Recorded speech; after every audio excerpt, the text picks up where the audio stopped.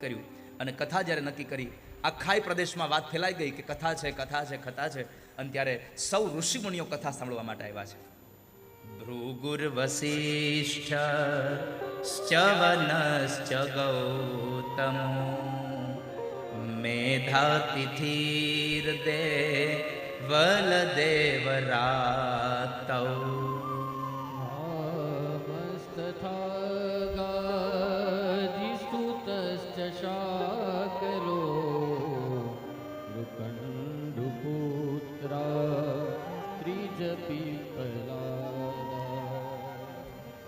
કેટલા ઋષિઓ આવ્યા છે, પોતાના પરિવાર સહિત બધા લોકોને લઈને આવ્યા છે. સૌથી અગત્યની વાત એ છે, કથામાં 3 પેઢી એક હારે કથા સાંભળવા બેઠી છે.